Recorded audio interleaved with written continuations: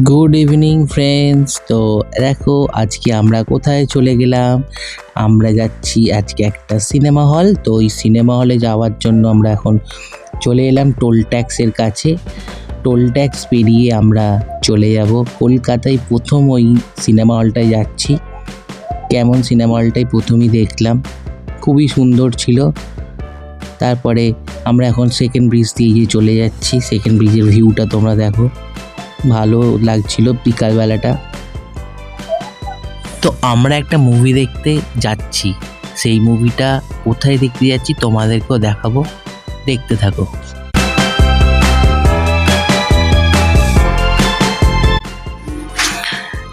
পেছনে ব্যাকগ্রাউন্ডটা দেখো কি সুন্দর, সেকেন্ড ব্রিজের এটা।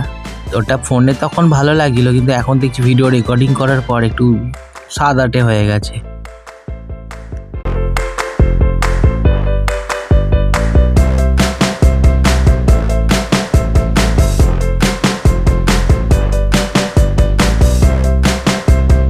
তো আমরা এখন হেস্টিংস থেকে এবার আমরা হরিশ চ্যাটার্জি রোড ধরে নিয়েছি, এবার হরিশ চ্যাটার্জি রোড দিয়ে যাচ্ছি।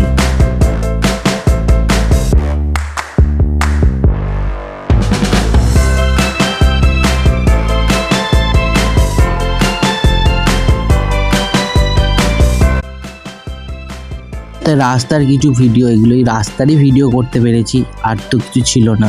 বাইকে করে যেটা যাচ্ছিলাম সেই ভিডিওটাই করতে পেরেছি। আর এখানে আমি ডবল ক্যামেরা দিয়ে এটা করছিলাম ভিডিওটা। আমার ভিডিওটা কেমন লাগছে কমেন্টে জানিও। রাত্রিবেলা তো অতটা ক্লিয়ার আসে না, তাও ঠিকই আছে।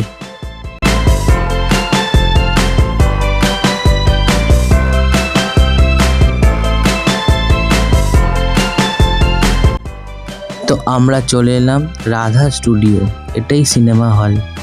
আমি প্রথমবার এলাম, ভালো ছিল, হলটাও খুব সুন্দর।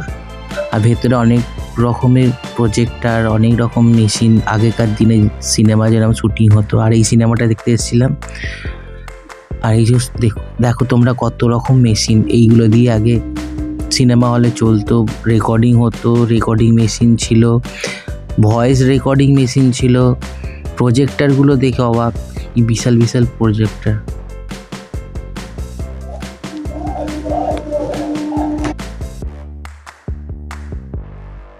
ভেতরে ডেকোরেশন আর ছবিগুলো দেখো, কত পুরনো সিনেমা সব ছবি আছে। এই সিনেমা হলটায় তোমরাও আসতে পারো, মাত্র 30 টাকা টিকিট। আর এটা হচ্ছে হলের বাইরেটা, দারুণ ছিল, একদম সুন্দর। আর পাশে এইটা সুন্দর সব বসার জায়গা ছিল, খুব সুন্দর সাজানো। সিনেমা পর্দাটাও দারুণ ছিল, বড় ছিল, আর ভেতরটা এসি, আর দারুণ হলটা। আমার ভিডিও কেমন লাগলো, ভালো লাগলে লাইক কমেন্ট শেয়ার করো। টাটা।